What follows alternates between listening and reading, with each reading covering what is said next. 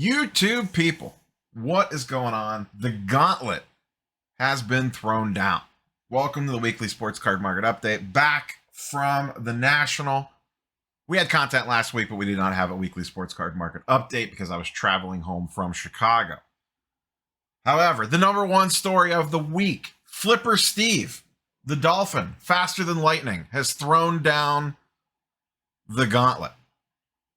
As you know, or may not know, he does a national giveaway every year where he sends someone to the national.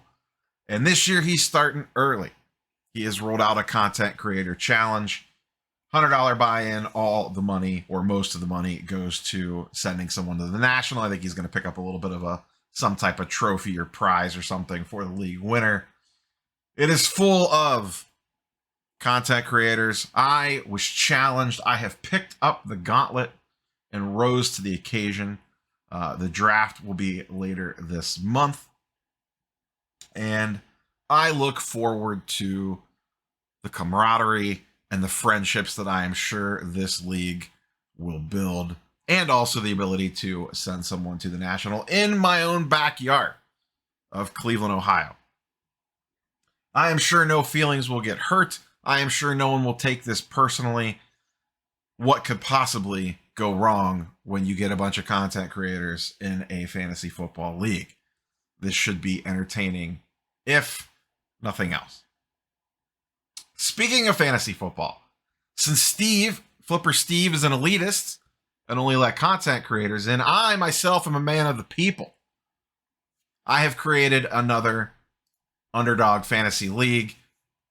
I will link to it in the description of this video. Best ball league, slow draft, 8 hours per pick. So make sure you have notifications turned on so you know when it pops up. You can play it on your PC or on your phone. We'll see how quickly this fills up. It's a 10-team league, so it's 9 with me in it. If it fills up before next week, I'll fire up another one. I'll just keep running these weekly. If you're already on Underdog, click the link. You're good to go. If you're not, there'll be a promo code down below for a deposit match. It's a $10 league. They're very fun. No maintenance, no fuss, no muss.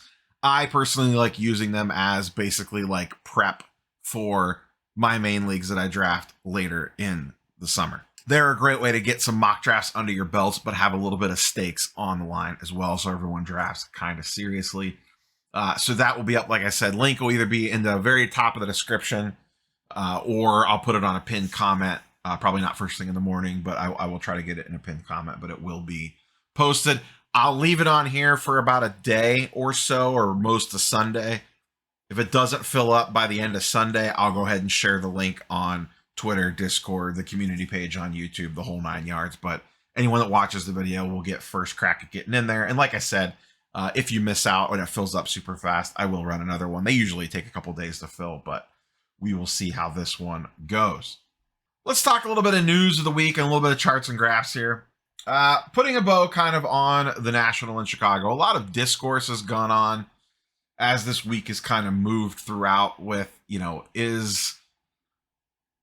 has the National kind of like passed by the people that run it? It seems very slow moving and slow adapting in the fast paced world that we live in. And I think to a degree, some of the criticisms that have been called out this past week or so are justified.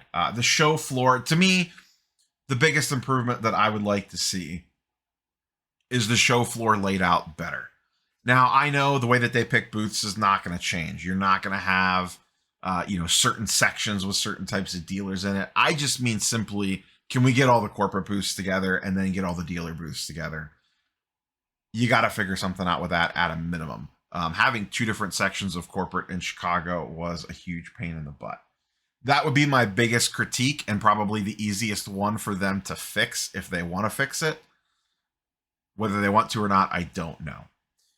Right now, the world holds their breath waiting to see where the 2026 National will be. Will it be Atlantic City? Will it be Chicago? Or will it be Atlanta? The general sense seems to be that it will not be AC.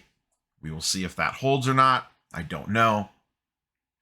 I don't think it would go back there even with the $1,000 incentive that Atlantic City is throwing around. I could be completely wrong on that. Maybe I am just hoping. And then the elephant in the room is Fanatics Events is coming. We don't know what that's going to look like yet. We'll probably get a sneak peek of it next year. I assume, once again, as we've discussed, it's going to be more pomp and circumstance and less old school card show, and that is perfectly okay. Both these things can exist simultaneously. I don't think Fanatics Events will try to compete directly with the National by like having it the same month of the National or anything like that. It would be too brutal for the major corporate players to try to pull off something that close together. So I think that we'll let it breathe and kind of let it do its thing, at least initially. We'll see how it goes in the long run. But I am interested in kind of an injection of energy in the event space. The National is great. I will continue to go as often as I possibly can. But it would be nice to see a different style show to kind of go along with the National. And if it's reasonable for me to get to, I will try to get to it. Fast forward next year in Cleveland. I did a video on this earlier in the week. If you missed it, go back and search for it. If you're planning on attending, you need to figure out your travel plans now. Don't wait. It is going to be a lot different of a setup. So put a video out earlier this week. Yes, I think I'm the first one up with a 2024 National video. I could put that one off. Don't forget your comfortable shoes and your water next year in Cleveland. The biggest news of the week. We buried the lead here a little bit with the other nonsense. Panini Fanatics. The funnest part of this has been the people taking sides type situation. I was already accused of being in bed with Fanatics. I guess the whole $15 a month I make off my Fanatics affiliate link puts me in bed with them. But the majority, based on polling data that I did, and I think Paul Lesko ran a poll as well, most people seem to be honestly on Team Fanatics for this one. There is a small portion that is kind of like whatever with all this. But of those that have vested interest in this little war that's brewing, most people seem to be on Team Fanatics. I think it's a matter of the unknown versus the known. We know what Panini is. We know how Panini has kind of treated all of us over the last few years, and most people aren't real thrilled with it. Panini has consistently jacked up the price of wax. They have overprinted, and not like Topps hasn't done this stuff as well. The redemption shenanigans, the stuff with game used jerseys, all the things that we talked about the other day. And like I said, Topps also guilty of some of this stuff, but to me, it really boils down to this. You could buy, Topps Chrome is the flagship main product that everyone likes to open. A hobby box of that is $180, give or take right now. We're going to talk about that more in a minute. Jumbo boxes are $350 to $400. 3 autos, and I know they've watered that product down from previous years. However, a jumbo box of Topps Chrome Hobby, $350. A Prism basketball box, a Prism hobby box of football is $600 to $1,000 a box for maybe 1 auto, 2 autos. I think it's 1 auto. They're sticker autos typically, at least Topps Chrome's on card. The quality control on this year's Topps Chrome anyways has been pretty good. Panini quality control has been meh at best. And there's just a large price discrepancy there that I think a lot of people are tired of. I really do. A lot of the Panini stuff, I kind of read through. Lesko, if you're not following him, go look at Paul Lesko's stuff. He did a very nice breakdown of all this. It seems like most people that know this stuff way better than I do seem to think that this is probably a long shot at best by Panini, last grasp. And it sounds, you read through it, to me anyways, it just sounds kind of whiny. It just sounds kind of like, wah, wah, wah, like we're not getting our way anymore. This isn't fair, blah, blah, blah. That's the general vibe that I kind of take from it. As I've said in the past in tons of different videos, there's going to be some stuff that we absolutely hate about Fanatics. I'm sure I will be doing videos complaining about something Fanatics is doing in the future. But I'm willing to roll the dice on whatever they're bringing versus whatever Panini's doing. Sports Card Radio talked about it in their live stream the other day. I caught part of that. They were discussing about the Fanatics executive team, Ruben, all those guys were roaming the show floor at the National. They were at trade night at the National. When's the last time you saw Panini executives roaming the show floor. And like, to their point, do you even know who the Panini executives are? Like, at least these guys seem to be active in the hobby. I was talking to some local dealers today that were set up at the National, and they were talking about, there was people with Fanatics corporate shirts walking around talking to the dealers, trying to get like a vibe for, you know, what was going on, thoughts, opinions, like that sort of stuff. And that's encouraging to see. Now, could they absolutely brutalize us with monopolistic tactics and jack up the prices of this and screw us over on that? Sure, they could, but Panini's already been doing that, so they had their time in the sun. To me, I welcome the new world order. I could be completely wrong, and maybe I'll look back at this one day and say, you idiot, what were you thinking? But I'm willing to roll the dice on that. I find ripping Topps products way more enjoyable than ripping Panini products. I just do. A lot of it is the cost basis of getting into opening those boxes. $150 for a Topps Chrome hobby box is extremely reasonable. I know that that's more expensive than it used to be. It's not $50 anymore. It's not $80 anymore. That's the world that we live in. I'm not trying to make excuses, but when I look at a Topps Chrome hobby box for $150 with one guaranteed on-card auto versus a Prism hobby box that's $800 that you're lucky to hit anything out of, probably the same expected result financial value wise between the two, to be quite honest with you. So I don't know. That's kind of where I sit with it. It will be interesting to see this play out. How far does it get, and how much mudslinging happens in the meantime? How much dirt comes out? How much stuff flies? It is honestly, it's a content creator's dream. To be quite frank with you, people will be able to make content on this till they are blue in the face, especially as more and more stuff comes out about it. So it's kind of where I sit on it. If that makes me pro Fanatics, then it makes me pro Fanatics. I don't know what to tell you. Those are my thoughts on the situation. More to come on this, obviously, as we move. I have a feeling this will kind of be a slow-moving thing for a while, but we will see what happens. Whatnot.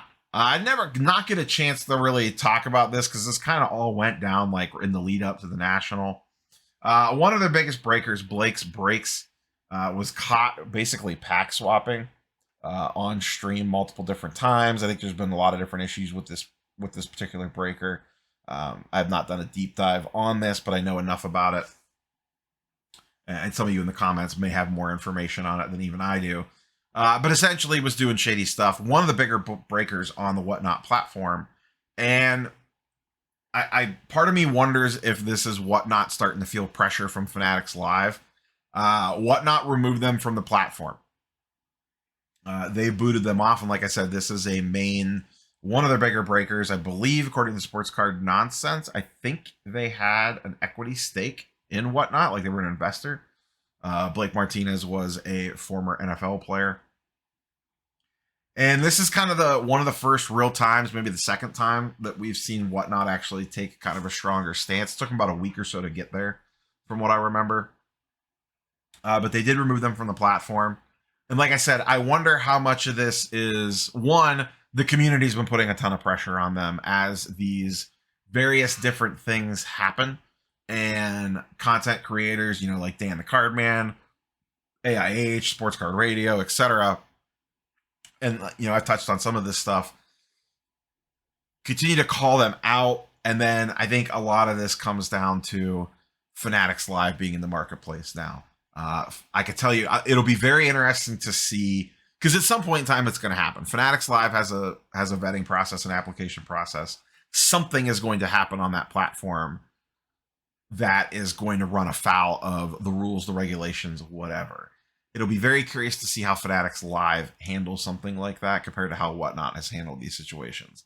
And it feels like Whatnot is trying to play catch up here because they know what the Fanatics Live space is probably going to end up being like.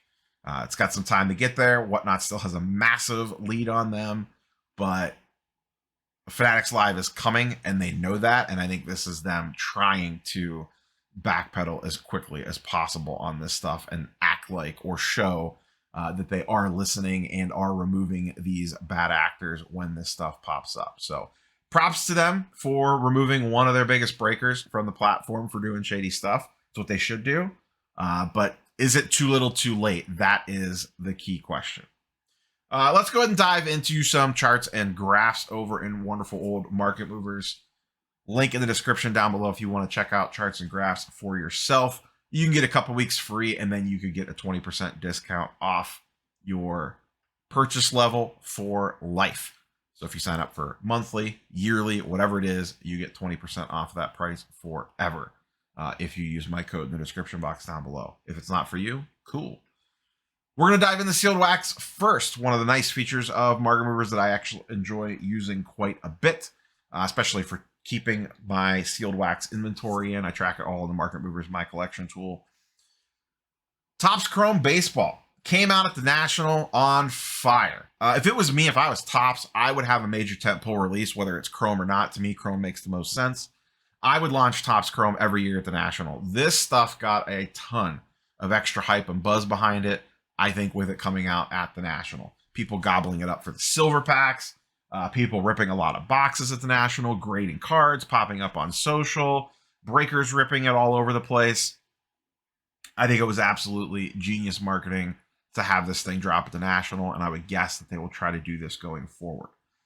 It was funny during the show to kind of watch the market evolve on Chrome in real time. You would walk past the big guys like Blowout and Dave and Adams about every couple hours, and it felt like the price went up every time you walk past. Prices have settled down a little bit. Hobby boxes are sitting just under $200. I think most retailers online are charging $200, but you could find them cheaper. I saw them going on eBay for a little bit. On the charts, they're coming in at about $180. Someone had them on my local show today. The Hall of Fame show was this weekend. They were at like $170, I think, which is probably a pretty solid deal. Jumbo boxes are floating around $400, give or take, 400, 420, just under 400. You know, mileage may vary a little bit. Those started off at $350. Hobby boxes started off, I think, at $150 out the gates, and then the pre-order prices were a little bit cheaper.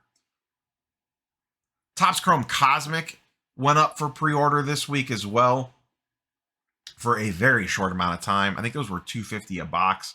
I thought about grabbing one. I didn't realize they were going to be that expensive, so I passed. They sold out in like 3 minutes flat, and they're already up for a lot higher prices. I kind of wish I would have grabbed one.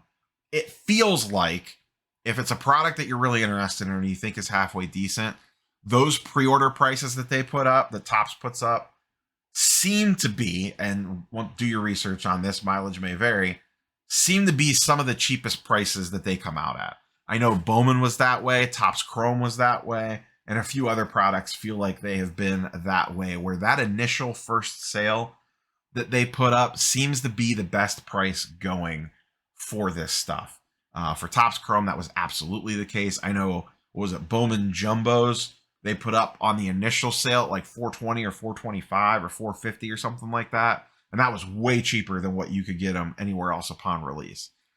I almost feel like they're using these pre-sales as a test bed. Hey, let's put them up at this price and see how quickly they move, and then adjust the price for the air quotes real released price on day one.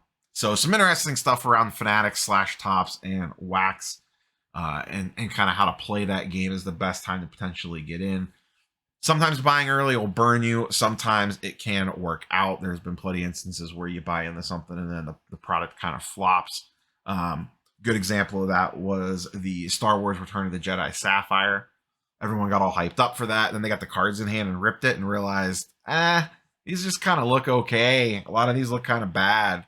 And I think that product now has trouble moving at even $200 a box. I see a lot of it getting posted for around that. So is what it is, but it does feel like in most cases those pre-order prices seem to be some of the best prices you could get this stuff at. Let's hop into some charts really quickly. Looking at Chrome singles refractor auto market. I pulled this up because I figured it would give us a decent idea of kind of how things are shaking out. Once again, we are still early in the product life cycle of this, so a lot of these prices are going to be a little inflated compared to where they're probably going to settle in at. I always like to look at this when a product first releases, more so not super concerned with how the individual card is selling, but kind of like the ranking system of who's on top and so forth. Corbin Carroll, number 1. Adley Rushman, number 2. Very close together. Not surprised. Volpe in the 3rd slot. To me, that feels high. I think there's a lot of Yankees tax built into Anthony Volpe. Gunnar Henderson coming in 4th. Those are the clear top 4, and then it drops off to the next tier with Riley Green, Alvarez, Michael Harris, and Yoshida and Josh Young in that next tier in the middle. And then it kind of drops again. Actually, Josh Young's kind of almost in the next tier down. It drops again down to Young, Gorman, Casas, Sunga, Beatty, and it drops down again to the sub $100 guys. James Outman's down in there. But overall, the top of the class seems pretty good. This does seem like it is a pretty loaded product. I know that we say that a lot, but this checklist does feel pretty solid. You know, Carroll is really good. Rushman is really good. Volpe's got the Yankees hype next to him. Gunnar Henderson's been really good and really come on strong lately. Riley Green's a fun little player. Alvarez having a really good, one of the few things going well for the Mets this year. Michael Harris started slow, but I believe he's been playing a lot better lately. Yoshida's been really fun for the Red Sox. Obviously an older player. Same with Young. He's having a great season, a little bit of an older player. But it does seem like a very, very solid checklist top to bottom. A lot of nice top end. A lot of guys in the upper middle tier of this. We'll see how it ages. If you missed it, check out the video I dropped yesterday. I launched the Topps Chrome project officially yesterday. If you're not familiar with that, I bought 8 boxes of Topps Chrome Hobby at the National. I have ripped them all. I'll have 2 videos going up later this week with 2 box openings. 6 of them I ripped off camera. 2 of them I ripped on camera. And we are going to track everything with that product from start to finish to see if, using every advantage I possibly can in the book, can we still turn a profit ripping wax, or will it still be a loss even with all the little edge cases worked in with wrapper redemption packs, content around it, the whole 9 yards. So be a long-term thing. I think it'll be kind of fun to follow along with. So if you missed that one, go check out that video that I posted yesterday that kind of lays things out. Let's switch over to football really quickly, and we'll kind of wrap things up there as we're running a little bit long. I was going to talk some basketball, but we'll save it for next week. Football, obviously ridiculously hot at the National. I was curious, so I kind of dove in. I went through and put pretty much every starting quarterback on this search query. Threw in PSA 10 for the grade and let it rip for the last 30 days. I was just kind of curious what has been moving the most and also what has been creeping up, as we are on the fast track now to football. This weekend is Hall of Fame inductions. We had the Hall of Fame game last week. Preseason officially kicks off in full this week, and then we're in it now. We are in it. Things are going to start happening. Players are going to start getting hurt. All sorts of nonsense is going to start happening. That is going to have some impacts on the market in general. Interesting that Josh Allen base Don Russ topped the charts, and this is number of sales over the last 30 days. So I just kind of wanted to see the stuff moving the most and what was actually going up. So when you scroll down through here, Brock Purdy over the last 30 days moving a lot and also up about 40% in pricing. Justin Fields, and some of these are base cards, which is perfectly fine. A lot of that stuff sells more frequently, quite honestly. Up about 15%. Just kind of scrolling down the list here, kind of picking out the ones that really stick out. Herbert Optic base up 15%. Jalen Hurts Prism base up 20-some%. Aaron Rodgers Topps base up 27%. Joe Burrow Mosaic down about 10%. That's the debut. Lamar Jackson up about 16%. That's kind of the first page of the top 20 or so cards that we're moving. None of this stuff is super high value. There's a couple in here that go over $1,000, but most of these are honestly sub $200 cards, and in all honesty, most of them are under $100 cards. Those are going to be the ones that transact the most. But you could still make decent money flipping that sort of stuff if you want to. You know, if you got into a bunch of Brock Purdy cheap about a month ago, you're doing pretty okay on this stuff. But this is the stuff that moves. It doesn't get all the flash and glitz and glamour. It's not going to make a cool IG story. It's not going to make a cool, I spent X amount of dollars at a card show and turned it into X amount of dollars at a card show, flipping Brock Purdy bases. But in all honesty, this is how a majority of the people in the sports card world transact. Sub $200 stuff. This is the stuff that moves. It's way easier for this stuff to go up than it is for the higher end stuff. This stuff just moves way, way quicker. You can impulse buy this stuff way simpler. Sub $200 cards is where a lot of people live. We'll go ahead and wrap it up there. Like I said, we're running a little long. I actually wanted to get into some basketball talk today, but we will save that. Don't forget, if you're interested, hop in the Underdog League and follow along with Flipping Steve's content creator fantasy football league. I am sure there will be some entertainment value that comes out of that. That is all I have for you, boys and girls. We will catch you on the next one. Peace.